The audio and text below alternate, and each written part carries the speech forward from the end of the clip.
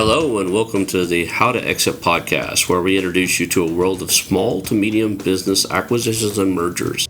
We interview business owners, industry leaders, authors, mentors, and other influencers with the sole intent to share with you what it looks like to buy or sell a business. Let's get rolling.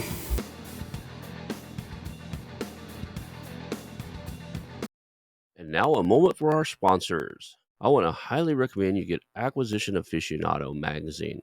Every month, Acquisition Aficionado magazine brings you tactics for business buying and selling you won't find anywhere else. Learn firsthand from industry leaders who share their success stories, featuring in-depth interviews and stories from leading figures in the business acquisition industry.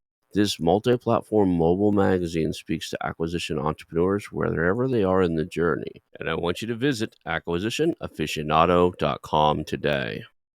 Hello and welcome to the How to Exit podcast. Today I'm here with Danny O'Neill and Cian O'Toole, and we're going to talk about everything about buying companies, partnering with multiple people, JVing, just all the cool things that you can do inside of the space, roll-ups, what to buy and what not to buy.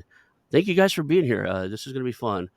Tell me kind of who you are and where you're located, and then we're going to get your origin story.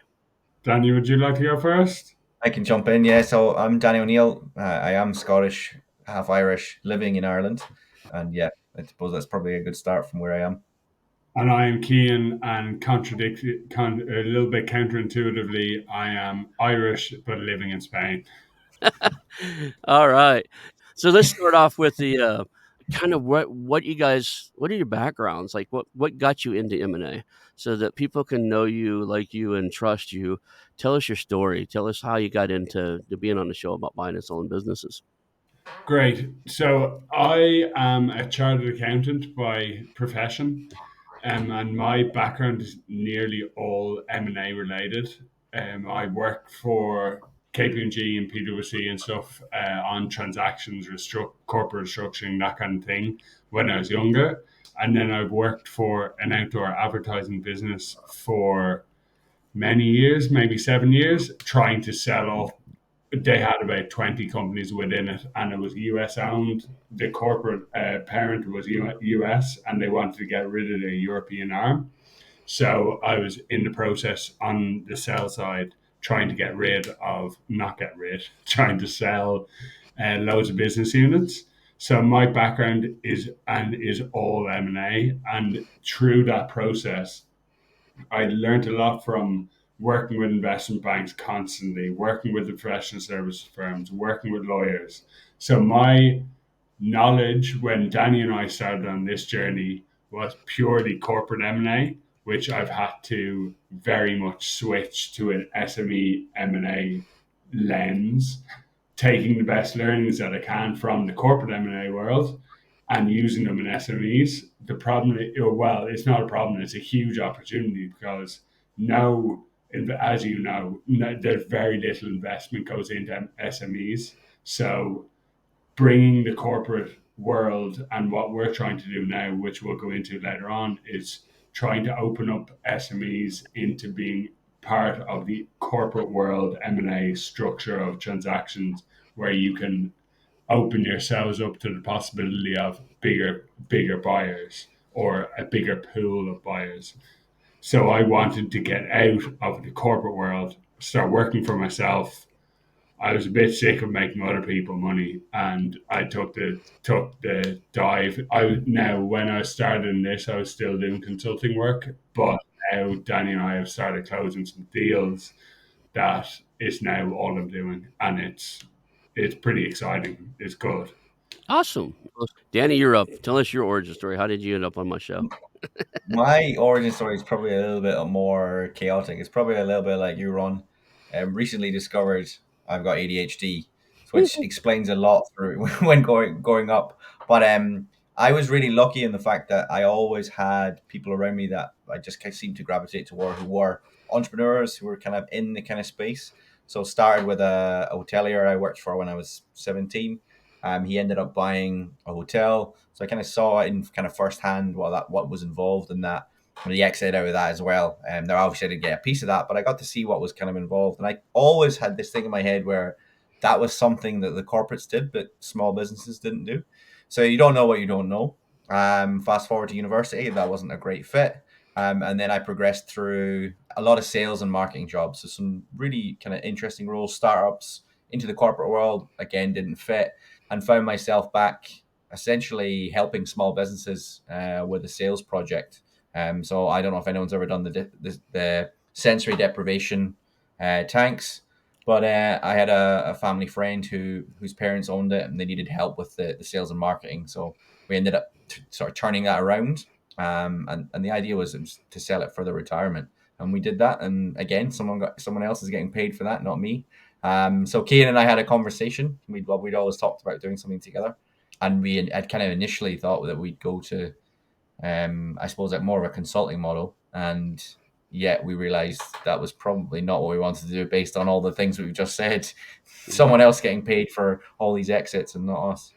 It's interesting that you did the sensory deprivation tanks. I was really into those until I moved back here. So all during COVID Yeah, and beforehand, I have a few stress related things I deal with. So I do meditation and stuff like that. I don't want to be on medications, so I do meditations, and those really help. It was a very tranquil spot to be floating in. So we did float tanks. So the sensory deprivation tanks I went to were floating in salt water in yeah, total same. blackness, right? And it's really relaxing and really unique to do that. I would go for probably an hour and a half, 2 hours a week. I would do 30-minute sessions whenever I had when I was in a rush, but usually I try to do an hour session or an hour and 30-minute session, at least once a week. It was a, it was a really good example for me working on that one, because that is a business that they have structured it as, and you pay for a 60-minute float. You might have a membership, but maybe not. But you know who's going to use those floats, because people forget, they get busy. And then Mhm. on the flip side, you might buy a gift card, and the same thing, you just never use it. So it's a business where you've really got to get creative with how you sell it. So we essentially made a stress relief program around it. So like a 12-week specific one, so Yeah. you got people into the routine, just like you do with personal training, which again I've got some experience in. So it's all these kind of little things that you play on, and it's the same when you approach a business. It's like, how can we help? You've been looking at this problem the one way. How can we look at it another way? They put ancillary services inside of there. So they had the float tank, but they had a tea bar, so you could sit there and sip on some tea before or after your Mm. float. And they had all kinds of teas, everything from relaxing ones to just regular old teas.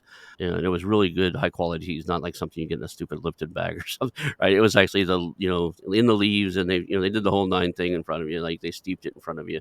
They had an oxygen bar, so you could sit there and have an oxygen mask on and let's breathe oxygen while you're sipping your tea or whatever. And then they had massage therapy, and actually had bathing in one side of it, which was interesting because they had to put that way over the side because sensory deprivation, you can't hear anything, you can't see anything, right? And It's so if strange. you know anything about Yeah, sound, those sound baths, that whoa, that goes through everything, right? It's yeah. really hard to stop bass from trends, but they would do sound baths and stuff. So it was an interesting kind of a Zen retreat place. Well, not me. Since I've left, actually, they've actually brought in. They had a sauna there when I was working for them, but they've introduced the ice bath, which is obviously a good kind of foil for that. And then Hmm. they've also done the red light therapy, which I don't have any experience with, but Yeah. that's very popular as well. So it's, as you say, ancillary things that connect, and that's how to get people engaged.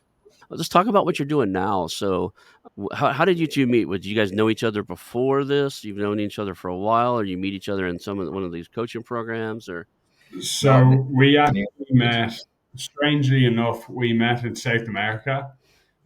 We were both traveling 10 years ago now. Yeah, it was in 2015 or 2014. Um, and we just became very friendly. And then I moved to London back when we stopped traveling, and Danny was living there. So me and Danny we became best friends. And we always talked about doing some work together. And this opportunity came up. Like I was going to go into corporate M&A consulting work, and Danny came to me with this idea, and we've been doing it for now, certainly researching it and learning about it for the last 3 or 4 years. So it's pretty enjoyable, and it's great to work together because we're not precious about anything, and we call each other out about anything that we do wrong. That's a good thing to have, right? I teach people all the time. I was like, I would be more cautious on taking on a business partner than I would be for selecting a wife. It's easier to get divorced than it is to amicably get divorced than it is to separate business partners, right? You can still usually you still can still stay friends with a divorced wife. You separate a business, it's usually because you guys don't get along anyway, and usually the business just is gone, right? At the end of it, it tears it apart. So kudos for having somebody you could just be open with and just like, hey, this is not working, and call each other out, because the number one reason these things fail, business partnerships, joint ventures, and anything else, is unmet expectations. Somebody's afraid to say something to another person until it boils up to where they can't handle it anymore, right? But if you can know the little issues along the way, they don't boil and become big issues usually. So kudos on that.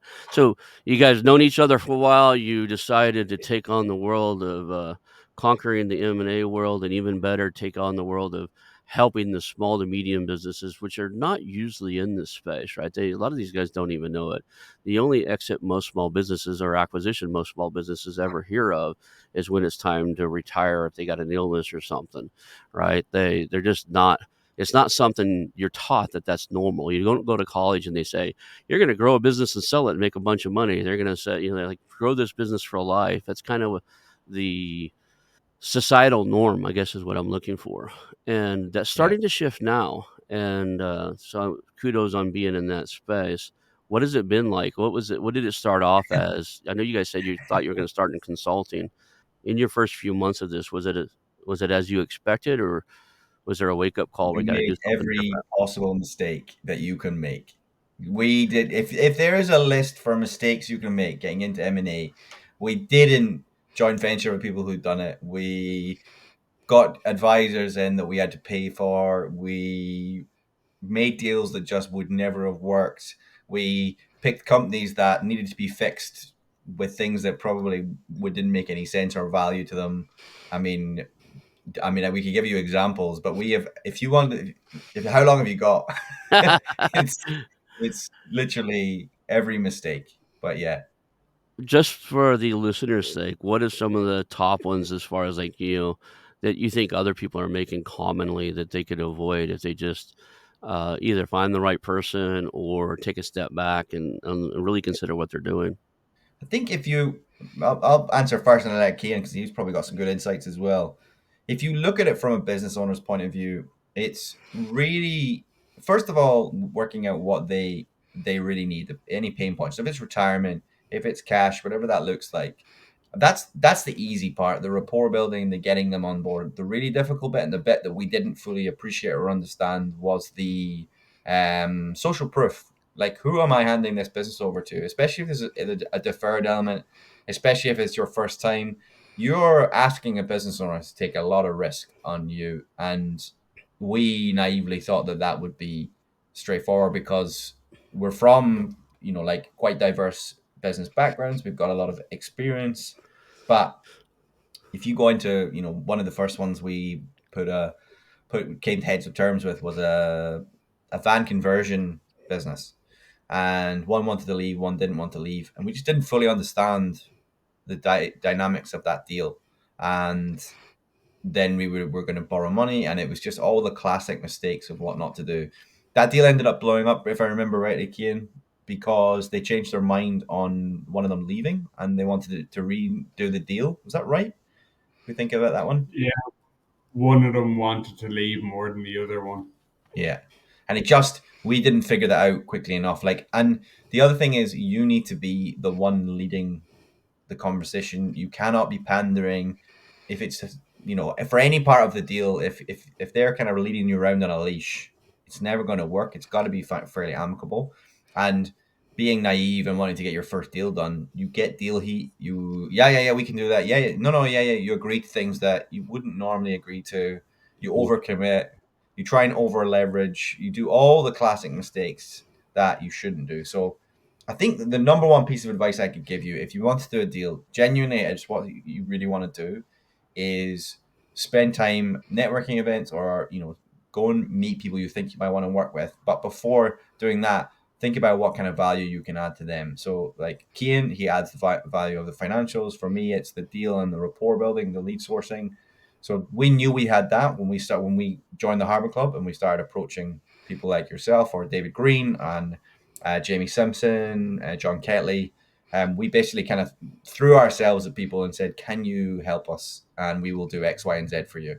And Interesting, because that's where. it's a little bit of what I do. It's I don't necessarily want to go out there and buy something big of my own. I'm 52, about to be 53. And I've got young children still at home. I started late. I have an 8-year-old and a 13-year-old this time. I want to go spend with time with them. I'm still cool in their eyes. I still want to spend time with that, and that ain't going to last long. My son still is already at the stage where he prioritizes the Oculus or the Xbox over dad time. My daughter, she's 8, and I'm still like, hero in her eyes. And I any second she wants my time, I want to be able to do that. So I'm not that interested in, okay, I'm going to go land this, $30 million manufacturing plant where I have to physically be there 60 hours a week. That maybe 10 years from now or 5 years from now, when my kids are bored with me. Like yesterday at 2 in the afternoon, they wanted, me to run and do stuff with them. And I was like, I don't have anything on my calendar. Let's go. And you can't do that necessarily if you have a financial commitment to some big, entity. So I do the same thing you guys do, as far as I want to be part of a bigger team. I need to step in and do what I do really well, and then move out of the way and let other people do what they really do well. And there's an art to that, right? Because I bet both of you guys, if you're an entrepreneur, a lot of times you'll see things that need to be fixed, and you kind of just want to grab them and get them done, when you may or may not be the right person on the team to do it. It's just that you're the one that's seen it, and you kind of want to do it. Sometimes that's just nature, to want to take over everything and just get things done. I'm that guy. You're like, lead follower, get the hell out of my way, right? Um, For yourself out very quickly doing that as well. And yeah, that, you yeah. do.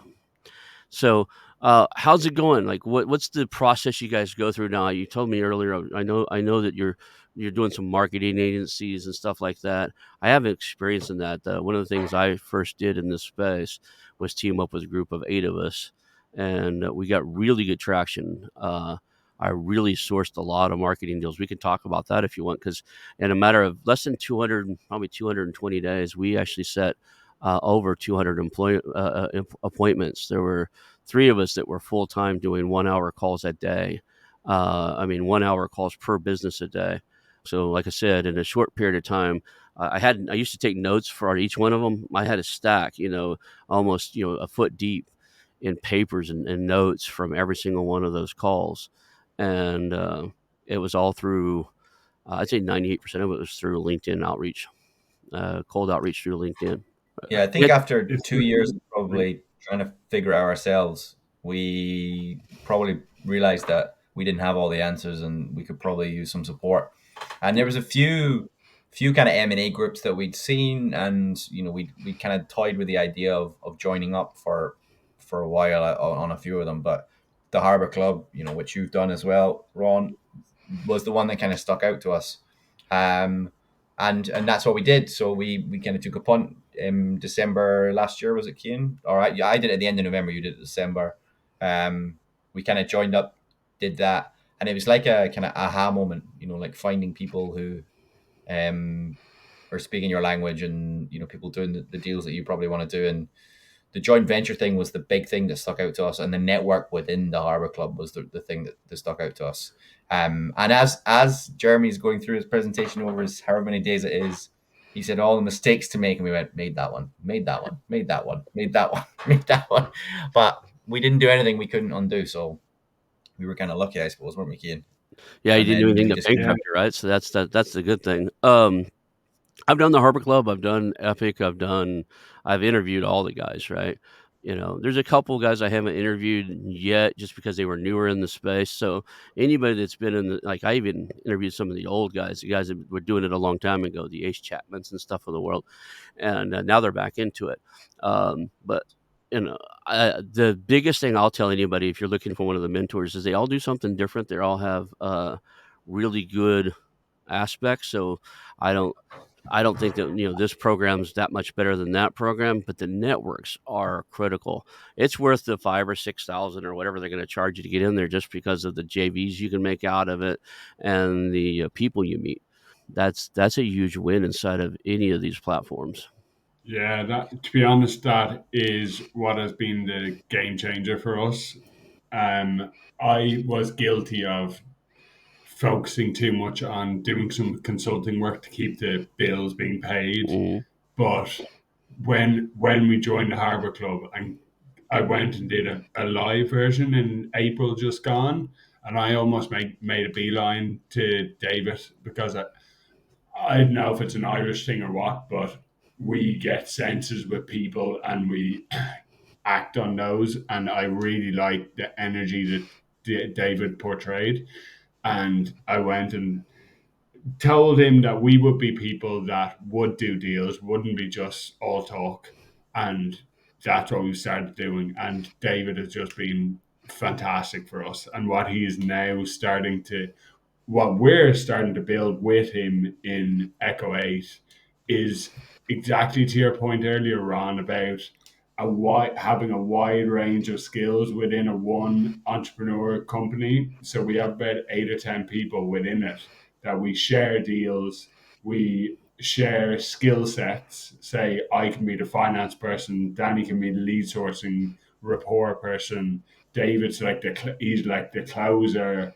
There's a guy called Felix in Singapore is like a lead generation machine. Yeah. Honestly, he has like 40 or 50 really good leads. And we're very close to completing on a really big pharmaceutical company.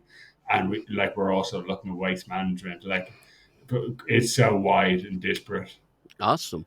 So, what are some of the audience loves stories? What are some of the like? I'll gear this towards you, Kian. What are some of the red flags and stuff you guys come across? You look at a business, everything looks good, and they hand the financials over to you. What are some of the startling things you've seen in some of these companies? Oh, I have loads of stories, but I think the best one that I can talk about is a company that we were within a whisker of doing as our first deal of a transport company in the south of Ireland. And when we went to do the diligence on them, we were going to raise finance because we hadn't done the Harbour Club at this stage, so we were going to do the deal with leverage, and we were going to do it with an invoice discounting facility. And when the invoice discounting company went to assess the company we were going to buy, they the transport company had nothing. They didn't have a debtor book. They didn't have anything, any records that the invoice discounting place needed.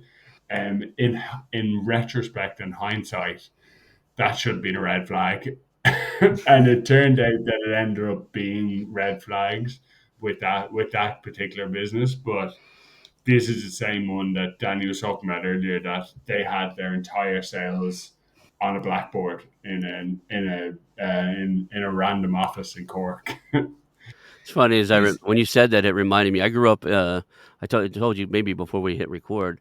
I grew up a painter's son. Right, my dad was a painter. He turned it over to me when I was 16. I ran it. I didn't tell you that during the summers, my dad's full time job was he worked at a paint manufacturing company where they made paint. Right, and that's why we got all the painting jobs. Is he worked where he mixed the colors and on the cash register. So little ladies that come in and like make some paint for their room, and then he come back and go, "Do you know anybody who can put this on for me? This is hard work." My dad said, "We can do it." Right. Yeah, Yeah. and the funny thing with that particular company, we had to get the invoice discounting facility. We had to install zero accounting software for them, and we weren't even part of the company yet. Luckily, it failed the invoice discounting company's checks and balances, and we weren't able to fund it. So luckily, we were able to get out of it. So here, those can be really expensive, like high interest rates. What were they? What were they? Is it doable there? I mean, So there's two different types of invoice factoring. There's factoring here, which is extremely expensive and kind of risky, and there's invoice financing through bank type of bank model. Were you guys looking at the invoice financing kind of a bank model, or using some type of accounts receivable Yes, factoring? Or in now in the bank model. okay, do you guys have factoring And there? yeah, You know what factoring is? yes, we do. Yeah, Okay. we do have it, but it's extortionate You can rates. put a business in a lot of trouble with that. Like, there's somebody came to me and said, "I'm going to use factoring to acquire this." I was like, "No, like there's banks out there that'll loan you on your accounts receivable and make loans. It's not factoring; it's something different, and the interest rates, are not usury, right?" These factoring and even some of the sell lease back on the equipment, you could be talking here in the United States 18, 20, 22% interest rates. Something for anyone listening to watch out for as well. In the UK, you don't have to declare that in your book, so it's not always obvious if they've got an invoice discounting or a factoring on there. It can come up as something different. Now, normally it'll come out in due diligence, but it's a good question to ask. Have you got any financial systems that help with cash flow or anything, cash flow lending or anything like that? Because it can be it can be something that can catch people out. And there's some businesses that are very prone to needing it. So for the one that comes to my mind are like roofing companies, commercial roofing companies, because they have to here in the United States they have to wait for the insurance companies to reimburse them. That's who that usually pays to repair a commercial roof. So they're out labor, they're out materials and stuff, and they're trying to do their next job, and they got to buy labor and materials for that job. So they end up having to do all kinds of creative things and try to finance their job because they're two or three jobs into it, and I've had a lot of people reach out because they know I'm an investor. They'll reach out and go, "Hey, can you just put money into our roofing company? We need to do our next job." And there's some banking systems out there that have products for roofing, and some of those companies out there. But yeah, they're real. There are some businesses that are very prone to trying to find solutions to their cash flow because of the long sales cycle to getting paid. And in those, you better look for that factoring, or if they're doing something creative that happens to be high interest rate and hard to manage. That age-old leaky bucket story comes to mind of you can't fix a leaky bucket with extra water.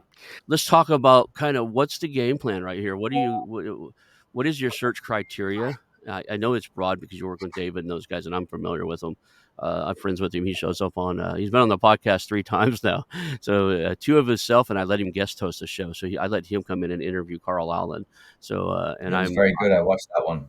yeah, Yeah, it was excellent. yeah, he shows up to my networking meetings. I go to his. So and we're looking for ways to work together. So I know him fairly well. That said, kind of is there a certain buy box or buy criteria that you guys hunt for in your search? At the moment, we're working on a few different projects. So the big one and probably what got our first few deals was in the creative and digital space. So we started with a social media company and the SEO company, and we acquired them 100% and put them into a holding company. The owners are staying on with us, and they've taken a minority stake in that, and then we've taken a minority stake in the holding company. And then as of this morning, we agreed terms on a third business. So that's within the last month, we're kind of up to three. And then we've got about 12 really hot leads. Another three of those I think should close by the end of September.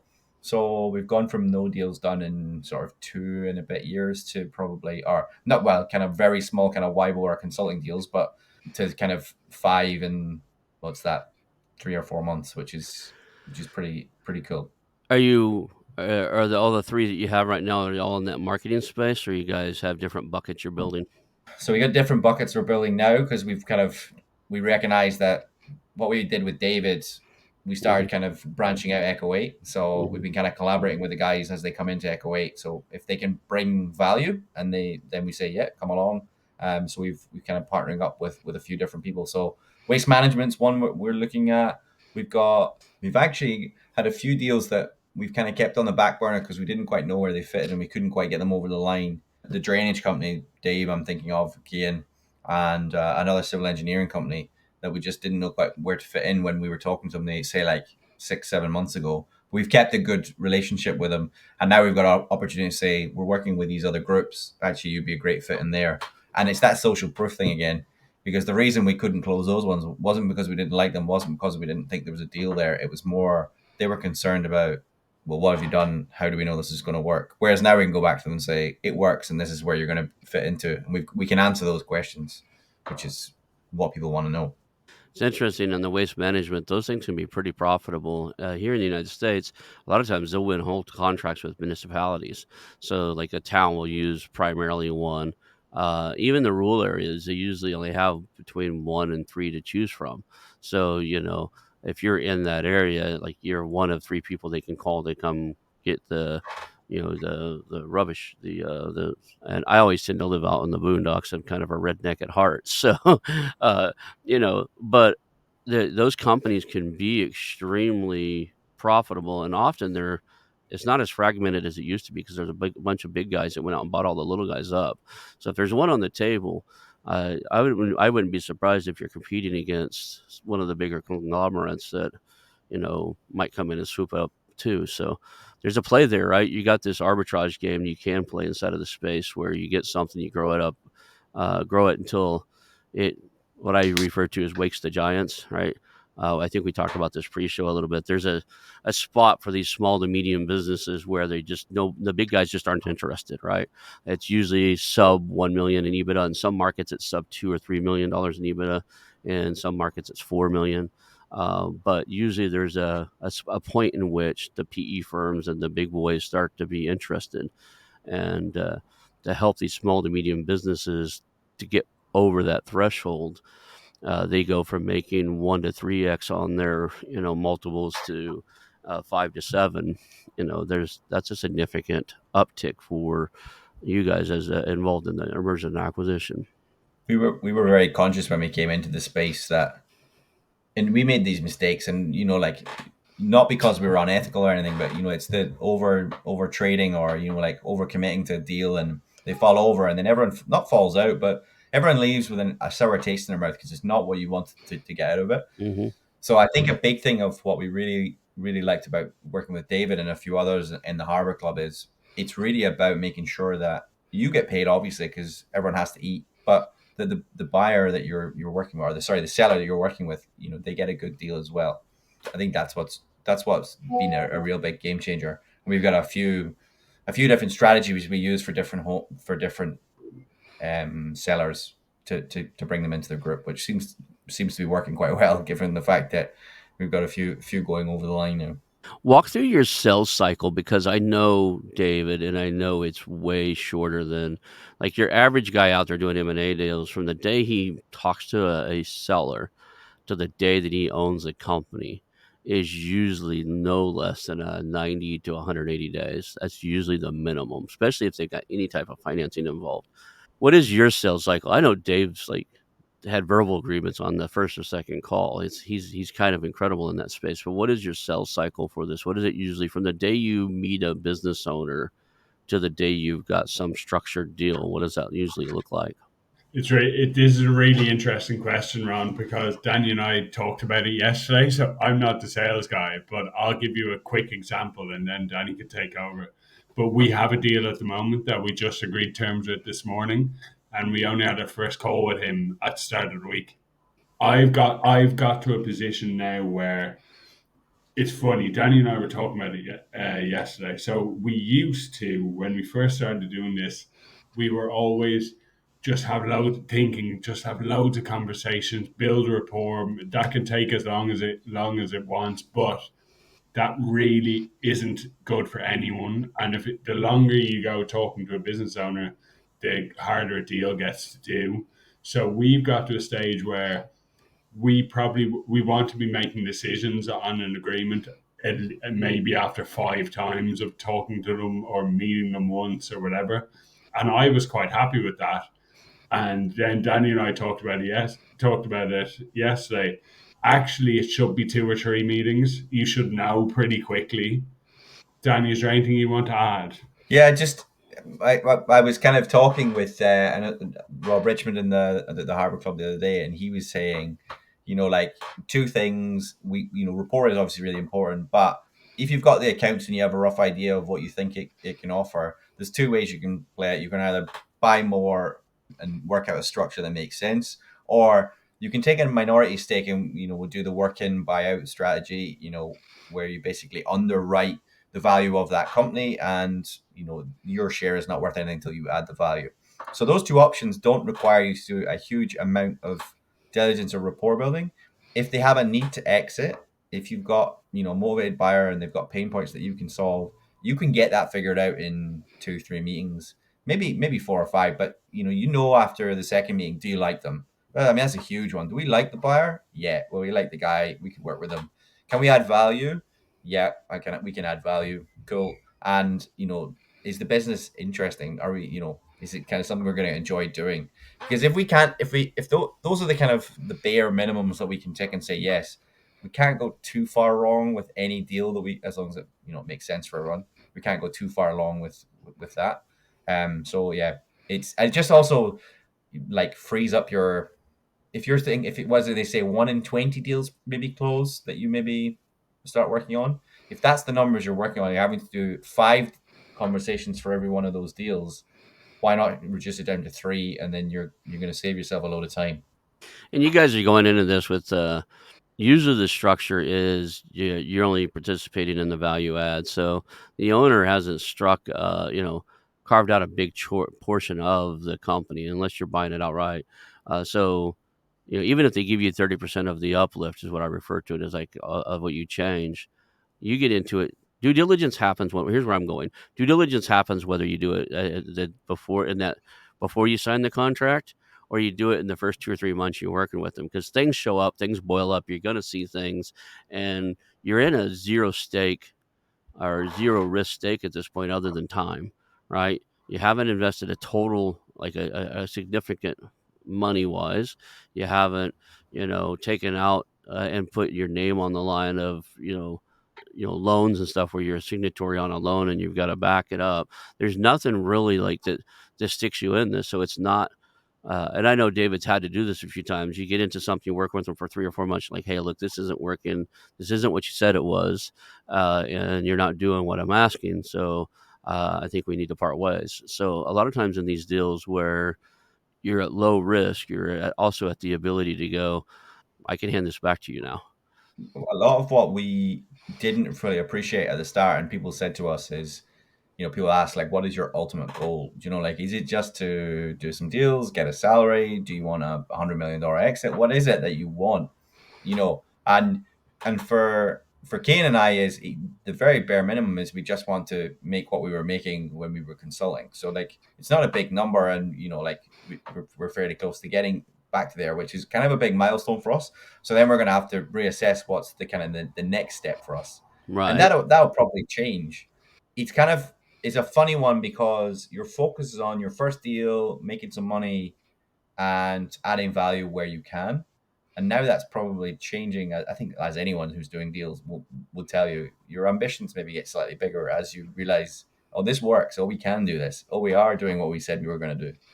Yeah, it is an interesting one. I'm an accountant, and my first concern was, will I be able to make the same money as I was making before? And it's very obvious that we are. Like, I'm making sure of that at the moment, but the way we're making sure that, or why I've got into this, is the capital events. Like, we are making sure we have a monthly income. It's solid. Everyone, without getting into the psychology of it too much, we have a solid monthly income, and the big bonus is there's capital events that we can figure out with building these groups and making some exits, that we can get some pretty big capital events. It's funny as well because we ask the business owners, like, what's your exit plan? How much do like, that's part of almost like your rapport building.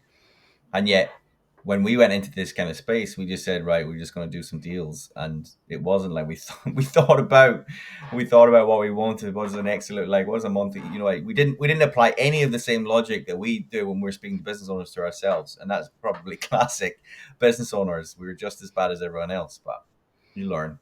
It's funny how quickly we're learning, though, that on so many times in recent calls, owners that we're talking to are basically telling us, oh, that makes sense. Oh, you've thought about this. Oh, you've done quite a lot of research. And they're like, oh, we've never thought about it this way. And in terms of an exit plan, we now seem to be, every day is a learning day, right? But we seem to be learning quite a lot, which is a really good thing. That's awesome. Is there any are there any like industries and stuff you guys just know you won't touch? I will go first in this, and then you can come after. So, my background is in the corporate world, and I've been very involved in the tech side of advertising. And I'm not an expert about anything, but I understand tech multiples and tech in the M&A industry, and it frightens the life out of me. So we have steered clear a little bit from the tech industry. Mhm. And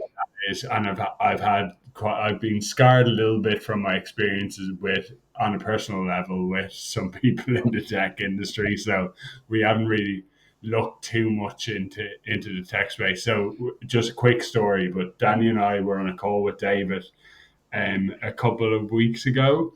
It was not a startup, but they're about a 4 or 5 year old SaaS business. And David had never met a tech CEO before, and he didn't know what to expect. And to say the call went badly is an understatement. David finished the call saying, "We're not doing this," but the tech CEO was saying, we came to them with the ambition of growing EBITDA and exiting at a 10 or 15 times multiple. And the guy, when we grow into a group, and the guy was like, I can exit for a 30 times multiple now. And he wasn't a very nice guy, but Yeah, that's one for me. and a lot of those guys think they can because SAS was that way, 2 years ago, but there's a wake-up call when they try to take it to the market right now because that's no longer there, right? Unless it's possible. I mean, if they're doing, say, 5 to 6 million in EBITDA, and they can wake up a strategic buyer, somebody who's already publicly traded on one of the stock markets, they might get their 30x. But I don't know even too many tech industry things right now that are getting what they used to get 3, 4 years ago. The SAS was the hot thing a few years ago, and it was not unheard of for somebody to get 30x, right? Because that's what it took. But now I think that's gone away. It's more closer to the PE things, 6, 7, maybe 8 or 9 is where they're back at. And that could have changed again. By the time this thing airs, it might be way up there again. I don't know. But I'm yet to meet a business owner who doesn't think their business is worth and more than what we're willing to pay for it. I think that is sure is almost as breathing in taxes. Every business owner wants more than probably what it's worth, but that's if you okay. It's part of the fun. if you're in this space long enough, you'll see that hot thing moves around. When I Mm, first jumped in this space, it was right before COVID. The hot thing, because everybody was having to stay home, you could have any e-commerce store and get 25, 30x for it. It was insane. We had a harbor clubber who had $60 million worth of e-commerce retail the revenue, and if you know if you're selling Amazon, it's very often that you're only got a lot of those products have a 4 or 5% profit margin, right? So it sounds like a great big number, but profit wise, he wasn't that big. But he had some medical issues with his family and stuff, and I'm pretty sure he sold in those huge multiples. He liquidated everything because he wanted to spend time with one of his family members and needed the time. it's probably a good example of something we wouldn't touch, and that is a business that's reliant on something else. Hmm. So that's a really good example of like those e-commerce brands that mostly sell on Amazon. Like Amazon are notorious for just saying, "Wait, well, we're going to sell that version of it, or we're going to cut you out, or we're going to up the fees, or something like that." The moment your business is built on something like that, I always think it's a little bit. I don't like being not in control of something like that. So that those ones would make me pause. Not to say we wouldn't get involved, but they make me pause, I suppose, a second. I looked at a couple, and like the only ones that interest me is they've got enough. Like they got enough sales on their local channel, their own website, and then they have maybe Shopify, and yeah, maybe Yeah. Amazon 60% of their revenue. But if you look at like Okay. it's 60% of their revenue and it's 20% of their profits because they make more money on the other products. A lot of these guys, they don't put certain product lines or certain quality of products on Amazon because it's so competitive. It's it drives the price way down. It's one of the biggest things from when a private equity or venture capital who a financial institution comes to buy a company. Is the biggest thing. If you're reliant on one particular customer, that deal is not going to happen. And it's a lot of these owners have a hard time seeing that. We're talking to somebody now who uh, 80 75 80% of his business is with three customers, and he's like, well, they've got business for me for the next 30 years. I was like, I get that, but it's going to kill your valuation, right? There's no way other around it, and the only option we have is, I was like, look, we might come in as kind of a joint venture or kind of a working buyout, but our whole job would be, let's go buy something that has, they're doing 16 to 25 million in revenue. Let's go find something that's that size, that has a right, it's leveled out on their customer base, and that'll even tone. We merge the two together. Now we even you out, right? Now your three become 25% of the overall. Yeah, it's really relevant for us at the moment as we're growing the marketing group. When we go to a funder, which David actually has owns a percentage in a funding placement agency. When we go to those funders through the funding placement agency, this is the kind of thing when we're building the group we need to cover off, like no reliance on one individual employee, these kind of things, and the customer base is one of those. Absolutely.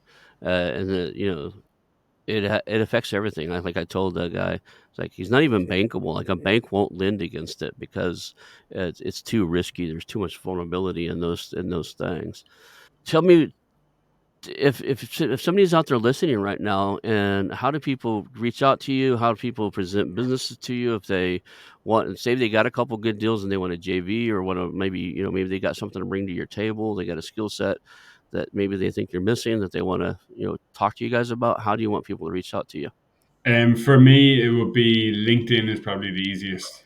So I don't know, Ron, will you share our LinkedIn social media profiles and stuff with the listeners afterwards? LinkedIn will certainly be the easiest. I have Danny's right here, but if you can send my team yours, I'll put it on.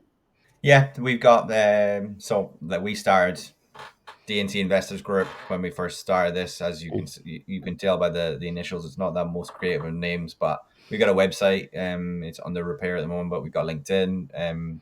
Yeah, I'd say that would be probably the best place to reach out with us. I'm happy to put my calendar link into the description if anyone wants to book a meeting just to talk through anything, 30 minutes, even if it's just to pick a brain on how we got started or what not to do.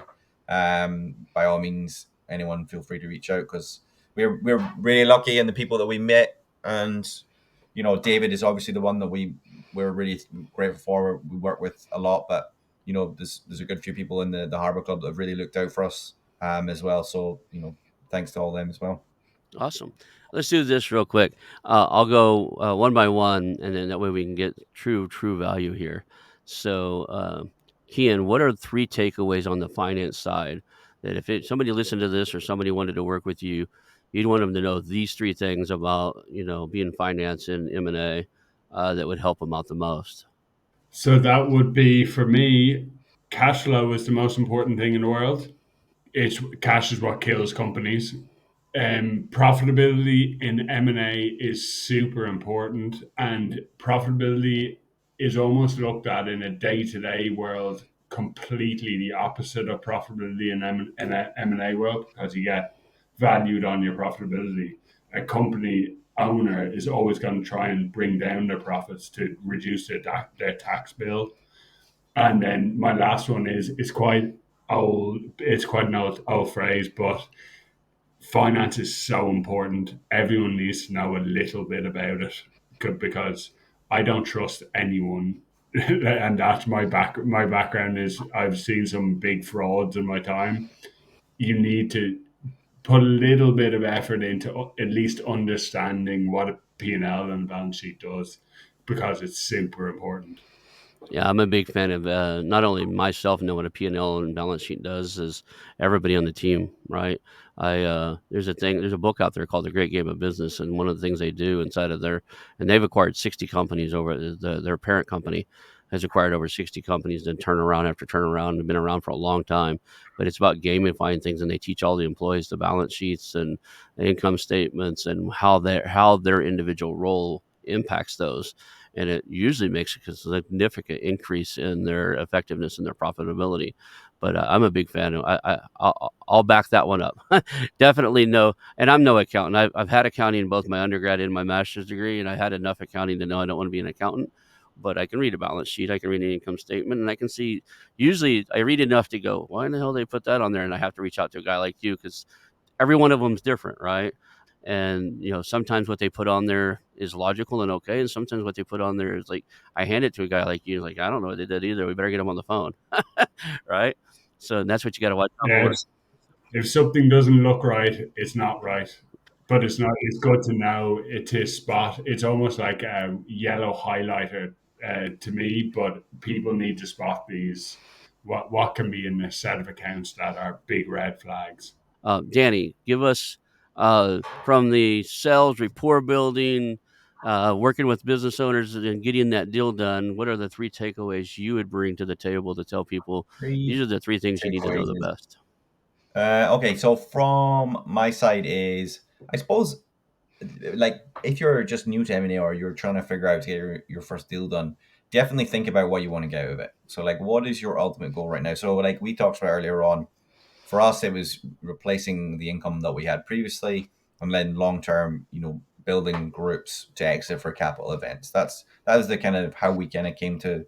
So figure out what you need. If you don't need cash right now and you want to build 100 million exit, or if you do need cash and you want to just take minority stakes, your approach is going to be different. So figure out what that looks like for you.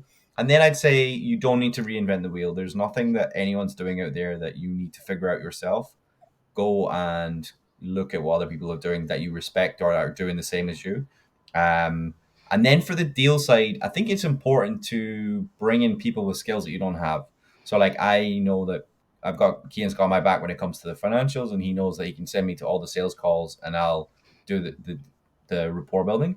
Find your super strength, sorry, and collaborate with someone who's got a different strength. It doesn't. It could be one deal. It could be lots of deals, but that would definitely be probably the three things. And the last thing I'll add is have fun with it, because this is not a job. This is actually such good fun. Like the deal making, the meetings, like the actual learning about businesses and how they got what people got to where they were and their stories, and helping them to realize an exit and get a capital event themselves as you get them out of there. That it's pretty cool. I mean, there's not many jobs out there like it.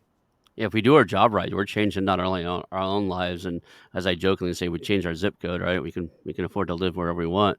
We Yeah, also change the lives and the zip code possibilities for these sellers, right? A lot of these sellers when we talk to them on day one, they have no ability to truly hit their maximum potential without somebody's help, like ours, or some strategic advisor or something, because they're just not thinking along the right steps they need to take to get the deal done. and it's even can be more than that. Like that deal that Kean talked about that we really started at the beginning of the week that we agreed terms this morning. We've given him a roadmap out of a tricky situation that he had, and he just couldn't see the wood from the trees. He was struggling to sleep at night. He was really stressing himself out about it, and we gave him a solution. And he's like, "Okay, I'm excited about this. This is cool." Like you can. That is a cool thing to be able to do. For a business owner, is to take away that pain, take away that stress. And we learn so much. It's so fun to learn what somebody created, why they created it, how they're building things and stuff. I learned that there's tools and devices and machinery I never even knew existed, right? Through this podcast and through talking to sellers. So thank you both for being here today. I think we'll call that a show. Hang out for a few minutes, and thank you both. Thank you, Ronald. I want to announce our new channel partners, the ITX Marketplace.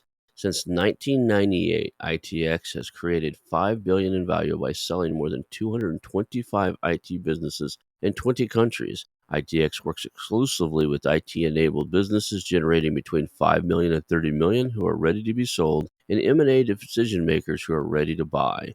For over 25 years, ITX has developed industry knowledge that helps determine whether a seller is a good fit for their buyers before making the match. ITX Mergers and Acquisition Marketplace we have partnered with has a proprietary database of 50,000 plus global buyers seeking IT service firms, managed service providers, Microsoft service providers, software as a service platforms, and channel partners with Microsoft, Oracle, ServiceNow, and the Salesforce space. If you have an IT-enabled business you're ready to sell, I want you to visit the itexchangenet.com/marketplace. How to exit. That link will be in the show notes. Visit them now.